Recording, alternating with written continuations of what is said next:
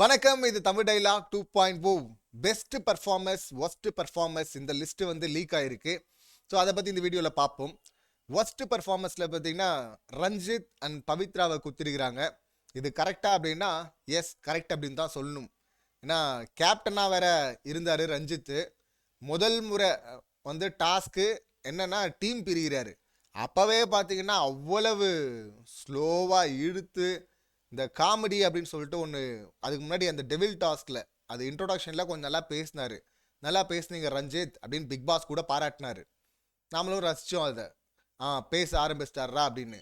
அதுக்கப்புறம் பார்த்தீங்கன்னா அந்த காமெடிங்கிற பேரில் அருன்னு அறுத்து தள்ளி அவ்வளோ நேரம்லாம் யாருமே எடுத்ததே கிடையாது. கரெக்டாக தர்ஷிகா வந்து ஒரு முட்டையை எடுத்துட்டாங்க. 3 முட்டை எடுத்தா கேப்டன்சி காலி அப்படின்னு சொல்லிட்டு ஒரு செக்கை வச்சுருந்தாரு பிக் பாஸ். தர்ஷிகா வந்து முதல் ரவுண்ட்லேயே பார்த்தா முதல் டாஸ்க்லேயே பார்த்தீங்கன்னா ஆரம்பிக்கவே இல்லை, டீம் பிரிக்கிறதுல லேட் பண்ணுறாரு, இங்கே நிறைய பேரை பேச விட்டுட்டு சும்மா வேடிக்கை பார்த்துட்டு இருக்காரு அப்படின்னு சொல்லிட்டு எடுத்துட்டாங்க. அப்புறம் இவரும் வந்து ஒரு ட்ராமா போட்டார். நான் இப்போ தான் பிறந்த குழந்தை, அதுக்குள்ளே இப்படி பண்ணுறீங்க, நீங்கள்லாம் தப்பு பண்ணலையா, நான் மட்டும்தானா அப்படின்லாம் சொல்லிட்டு இருந்தாரு. மஞ்சரியும் செம்ம காண்டாயிட்டு இதே போல் பேசுனீங்கன்னா 2வது முட்டையை எனக்கு எடுக்கணும்னு தோணுது அப்படின்னாங்க.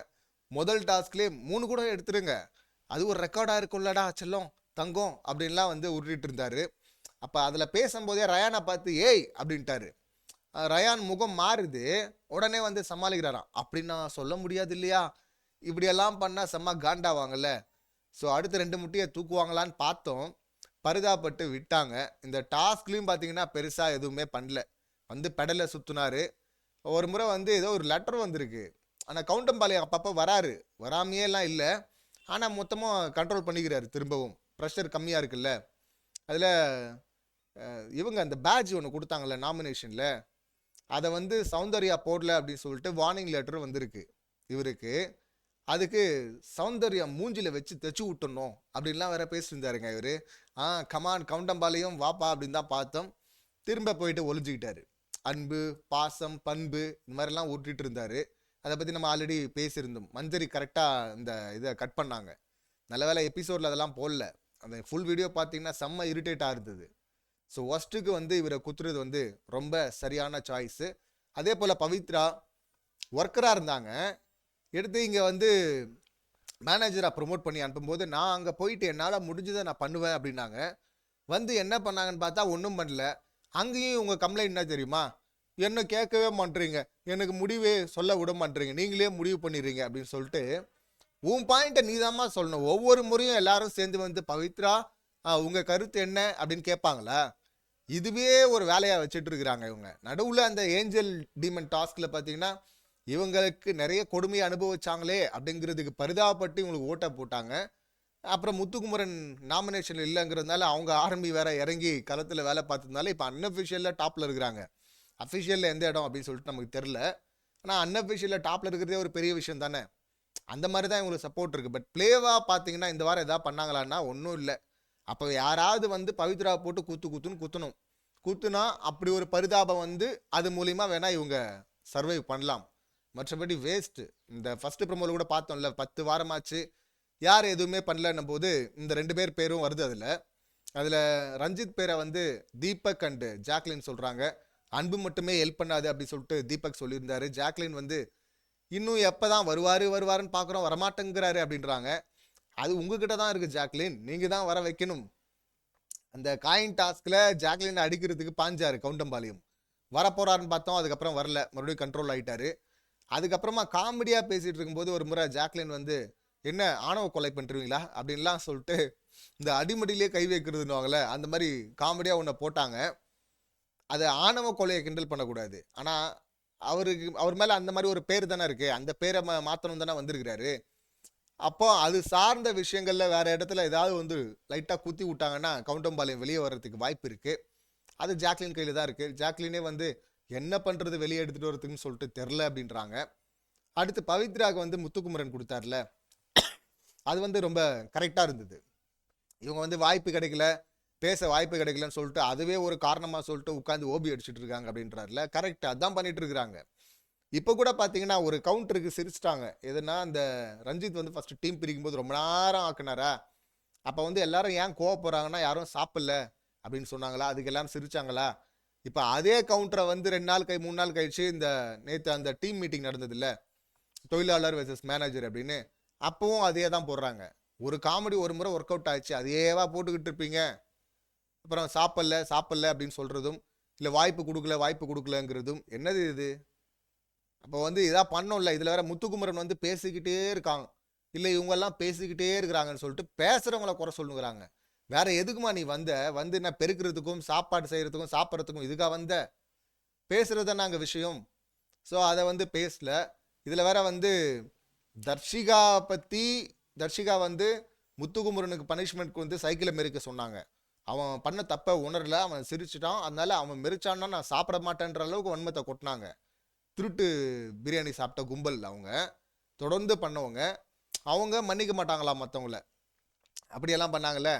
இப்போ அப்போ வந்து முத்துக்குமரன் வந்து சொல்லிருந்தாரு, எங்கள் எதிரில் நல்லா நடிச்சுட்டு இவங்க இந்த மாதிரிலாம் பின்னாடி போய் பண்ணுறாங்க, இவ்வளோ வன்மம் வச்சிருக்கிறாங்க அப்படின்னு சொன்னதை இவங்க தர்ஷிகா கிட்ட போய் சொல்லும்போது, இல்லை வெளியில் ஜெஃப்ரி கிட்ட பேசும்போது அடுத்து 2 இடத்துலையும் அவங்க மட்டும் பண்ணலையா அப்படின்லாம் சொல்கிறாங்க.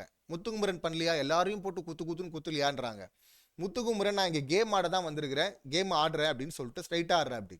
ஆனால் தர்ஷிகா அப்படியா இருந்தாங்க, அன்பு பாசம், நாங்கள்லாம் சாப்பாட்டில் வந்து பார்த்தீங்கன்னா அன்பை கலந்து ஓட்டுறோம் அப்படின்லாம் பேசிட்டு இருந்தாங்கல்ல. அப்படி பண்ணிட்டு ஏமா இப்படி வன்மத்தை கொட்டுற அப்படின்னு தான் அவர் கேட்டார். ஆனால் இவங்க எப்படி எடுத்துக்கிறாங்க பாருங்க அதை. இப்போ அவங்களுக்கு சரியான அடி தர்ஷிகாவே வந்து குத்துறாங்க, ஃபேக்காக இருக்கிறாங்கன்னு சொல்லிட்டாங்கல்ல. இப்படியெல்லாம் அவங்க இருக்க முடியாது, இப்படி இருக்கிறாங்க அப்படின்னு. தர்ஷிகாவே ஒரு ஃபேக் தான், அந்த ஃபேக்கே வந்து ஃபேக்குன்னு சொல்லுது. அந்த அளவில் தான் இவங்க பவித்ரா இருக்கிறாங்க. பவித்ரா நல்லா நோட் பண்ணிங்கன்னா, இப்போ கூட அந்த டாஸ்க் வரும்ல பாருங்களேன், யார் பேராவது சொல்லணும் நெகட்டிவாக அப்படின்னா சொல்லிட்டு உடனே ஒரு சிரிப்பு வரும் பாருங்க. அந்த சிரிப்பு தான் கவரப்பு. அதை பண்ணக்கூடாது. தொடர்ந்து அப்படி பண்ண பார்த்தீங்கன்னா எதை சொன்னாலும் யாரை பற்றி சொல்லும் போதும் அப்படி ஒரு சிரிப்பை போட்டுக்கிறது வந்து பக்கா ஃபேக்காக இருக்குது அப்படி தான் சொல்லணும். தர்ஷிகா ஃபேக்குன்னு சொல்கிறது ஓகே, சொல்கிற தர்ஷிகாவும் ஃபேக்கு அப்படிங்கிறது தான் உண்மை. ஸோ இப்போ பெஸ்ட் பர்ஃபார்மன்ஸ் அப்படின்னு பார்த்தீங்கன்னா 3 பேரை தேர்ந்தெடுத்துருக்காங்க. முத்துக்குமரன், ஜாக்லின் கொடுக்கலாம் 2 பேருமே. மேனேஜராக இருக்கும்போது முத்துக்குமரன் இந்த மேனேஜர் டீம் வந்து வெயிட்டாக இருக்கிற மாதிரி இருந்தது. அவர் தொழிலாளியாக மாறினதுக்கப்புறம் பார்த்தீங்கன்னா இப்போ அந்த பக்கம் வெயிட்டான மாதிரி இருக்குது. ஸோ அவர் சம்பவம் பண்ணுறாரு, மெயின் சம்பவம் எல்லாத்துலேயும் இருந்திருக்கிறாரு. ஸோ விளையாடலன்ட்டு இருந்தானுங்களே அவங்களுக்கெல்லாம் சரியான அடி, விளையாட ஆரம்பிச்சிட்டாரு. இப்போ சம்பவம் பண்ணார், அவருக்கு பெஸ்ட்டு ஓகே. ஜாக்லினும் பார்த்தீங்கன்னா அவங்க மேனேஜராக இருக்கும்போது மேக்ஸிமம் மேனேஜராக தான் இருந்தாங்க. அப்போ நிறைய விஷயங்கள் அவங்க பேசினாங்க, முன்னெடுத்தாங்க, அவங்க கருத்துக்களை வச்சாங்க, தப்பு சரின்னு சொன்னாங்க, ப்ளே பண்ணாங்க. ஸோ ஜாக்லின் கொடுக்குறதும் ஓகே. இதில் 3வது ஆள் ஒன்று இருக்குல்ல, மறுபடியும் அந்த குரூப்பிசம் ஃபேவரட்டிசம் அங்கே ப்ளே பண்ணுது பாருங்க, விஷாலுக்கு கொடுத்துருக்குறாங்க. விஷால் எப்படி பெஸ்ட் பர்ஃபார்மரில் வருவான், என்ன பண்ணான் விஷால்? மேனேஜராக இருந்த நாள்லாம் பார்த்தீங்கன்னா சும்மாவே உட்காந்துட்டு இருந்தான். அங்கே சண்டை நடக்குது, டிபேட் நடக்குது, ஆர்குமெண்ட் நடக்குது, என்ன நடந்தாலும் ஓரமாக நின்று வேடிக்கை பார்த்துட்டு இருந்தான். அப்புறம் இங்கிருந்து போயிட்டு அங்கே ராணவ் இந்த மற்றவங்கள சத்யாவெல்லாம் உட்கார வச்சுக்கிட்டு அவங்களுக்கு ஐடியா கொடுத்துருந்தான். யாருக்கு? இவன் மேனேஜரு. இவன் போய் தொழிலாளருக்கு வந்து ஐடியா கொடுக்குறான், நீங்கள் இப்படி பண்ணுங்களேன், இப்படி ஸ்ட்ரைக் பண்ணுங்களேன் அப்படின்னு. அப்புறம் இங்கே வந்து ஏன்டா எதுவுமே பேச மாட்டேன்னா இவன் என்ன சொல்கிறான், என்ன அங்கே அமுச்சிருங்க தொழிலாளியா, எனக்கு அங்கே போய் பர்ஃபார்ம் பண்ணுறது தான் ஆசையாக இருக்குது, என்ன நம்புகிற கூட்டம் அங்கே இருக்குது, நான் அங்கே போனால் பயங்கரமாக பண்ணுவேன் அப்படின்லாம் பேசிட்டு இருந்தான். இவன் வந்து இங்கே போய் ஐடியா கொடுத்தான்ல, அதுவே தப்பு. அந்த ஐடியாவும் கொடுக்க காரணம் என்ன தெரியுமா? என்ன காரணம்? இங்கே இருக்கிற நீ மேனேஜர் டீமில் மேனேஜர்ஸ்லாம் என்ன பேசுகிறாங்க, யார் என்ன அப்ரோச்சில் வைக்கிறாங்க, என்ன கேம் ஆடுறாங்கன்னு சொல்லிட்டு உனக்கு புரியுது. புரிஞ்சதுனால இதுக்கு ஆப்போசிட்டில் இப்படி ஒரு கவுண்டர் போடலாமேன்னு உனக்கு தெரியுது. நீ தொழிலாளியாக போயிட்டேன்னா உன்னால் ப்ரிடிக்ட் பண்ண முடியுமா? ப்ரிடிக்ட் பண்ணணும், நடக்க போகிறத முன்னாடியே கணிக்கணும். அந்த திறமை வந்து முத்துக்குமரனுக்கு தான் இருக்குது, இவருக்கு இல்லை. இவர் வந்து அந்த டீம் மீட்டிங்கில் பேசினார்ல, ஈக்குவலாக ட்ரீட் பண்ணணும். ஒரு மேனேஜர் வந்து ரெஸ்ட் ரூம் போனார்னா அடுத்து ஒரு தொழிலாளி போகணும், ஒரு மேனேஜர் சாப்பிட்டார்னா அடுத்து ஒரு தொழிலாளிக்கு சாப்பிட்றதுக்கு வாய்ப்பு கொடுக்கணும், எல்லாமே ஈக்குவலாக இருக்கணும்னு பேசினார்ல. நல்லா பேசுது குழந்தை, அறிவார்ந்து அப்படின்னு பார்த்தா அது இவர் பாயிண்ட் இல்லை, அதையும் முத்துக்குமரன் தொழிலாளியாக இருக்கும்போது முத்துக்குமரன் சொல்லி கொடுத்த பாயிண்ட்டு. ஸோ முத்துக்குமரனுடைய பாயிண்ட் எடுத்து தான் இங்கே பேசினா அப்படி. அப்புறம் ரெஸ்ட் ரூம்க்கு என்ன அனுப்பலை, அதனால நான் யூனிஃபார்ம் போட மாட்டேன் அப்படின்னாரு. அதுதான் அவர் பண்ணது. அதுவும் அந்த கொஞ்ச நேரத்துக்கு அப்படியே அனுப்பிட்டாங்க, அது ஸ்ட்ரைக் மாதிரியே யாருக்கும் ஃபீல் ஆகலை. அப்புறம் வந்து மீட்டிங்கில் யூனிஃபார்ம் போட்டு தான் வந்தார். ஸோ இதில் என்ன பண்ணிட்டாரு சம்பவம்னு பார்த்தா, பெஸ்ட்டாக ஒன்றுமே பண்ணல. இதில் என் கேம் முடிஞ்சு போச்சு, என்னால் இந்த மாதிரி எதிர்த்து குறை சொல்லி கேம் ஆட முடியாது, நான் கிளம்புறேன் அப்படின்னு சொல்லிட்டு சத்யா வேற துணை கூட்டின்னு போயிட்டு கேமராவை பார்த்து, விஜேஎஸ் அண்ணா என்னை மன்னிச்சிருங்க, மக்கள்லாம் பார்த்து எங்களுக்கு சம்பவம் பண்ணுங்க, எங்களையே வெளியே அனுப்புங்க அப்படின்லாம் விஜய் விஷாலே கேட்டுக்கொண்டதற்கிணங்க வெளியே இருக்கிற மக்கள் குழுவும் பார்த்து விஜய் விஷாலை இப்போ அன்அஃபிஷியலில் கீழே எடுத்துகிட்டு வந்துட்டாங்க. முதல்ல 3 இடம் இல்லை 5 இடத்துல இருப்பா அப்படி. இப்போ பார்த்தீங்கன்னா டாப் டவுனில் இருக்கிறாரு. தர்ஷிகாவுக்கு மேலே இவர் இருக்கா அப்படி. காதல் ஜோடியா 2 பேரையும் அனுப்பிடலாம் டபுள் எவிக்ஷனில். பட் டபுள் எவிக்ஷன் இருந்தாலும் விஷாலை அனுப்ப மாட்டாங்க அப்படின்னு தான் நல்லா தெரியுது. சேனல் திரும்பவும் காப்பாற்றுறாங்க விஷாலை அப்படின்னு தான் சொல்லணும். ஸோ இவர் பெஸ்ட்டில் போட்டதெல்லாம் அநியாயம். அது இந்த மாதிரி டப்பா கேங் இருக்கும்போது அவரே சொன்னார் இல்லை, எனக்கு ஒரு பெரும் கூட்டம் இருக்குது அப்படின்லாம் சொன்னார்ல. அங்கே ஒரு கூட்டத்தை சேர்த்து வச்சிருக்கிற அப்படி. அந்த கூட்டம் இருக்கும்போது இப்படி ஃபேவரட்டிசம் நடக்க தானே செய்யும். இப்போ இந்த 3 பேர் தான் கேப்டன்சியில் போட்டி போட போகிறாங்க. கூட ஜெஃப்ரியும் சேர்த்துப்பாங்க அப்படின்னு நினைக்கிறேன். ஏன்னா நாமினேஷன் ஃப்ரீ பாஸ் அவருக்கு தானே கிடச்சிருக்கு. ஸோ இந்த 4 பேர் போட்டி போடலாம். இதில் வாய்ப்பு முத்துக்குமரன் ஜெஃப்ரி கலந்துக்கிட்டா ஜெஃப்ரிக்கும் வாய்ப்பு இருக்குது கேப்டனாக ஜெயிக்கிறதுக்கு அப்படின்னு நினைக்கிறேன். இவர் ஏற்கனவே நான் கிளம்புறேன்னு சொல்லி சீன் போட்டதுனால விஷால் அந்த அளவுக்கு பர்ஃபார்ம் பண்ணக்கூடிய ஆளான்னு பார்த்தா முத்துக்குமரன் அளவுக்கெல்லாம் கிடையாது. அவ்வளோ எனர்ஜிலாம் கிடையாது. இது தவிர்த்து கேமில் ஏதாவது ஒரு டாஸ்கில் ஏதாவது ட்விஸ்ட் வச்சாங்கன்னா அதில் ஜாக்லின் ஜெயிக்கிறதுக்கு வாய்ப்பு இருக்குது. ஸோ அதிகபட்ச வாய்ப்பு முத்துக்குமரன் ஜாக்லினுக்கு இருக்குது அப்படின்னு நினைக்கிறேன். இந்த சம்பவங்களை நீங்கள் எப்படி பார்க்குறீங்க? உங்கள் கருத்து என்ன அப்படிங்கிறது கமெண்ட் பண்ணுங்கள். மீண்டும் அடுத்த வீடியோவில் சந்திக்கலாம். நன்றி, வணக்கம்.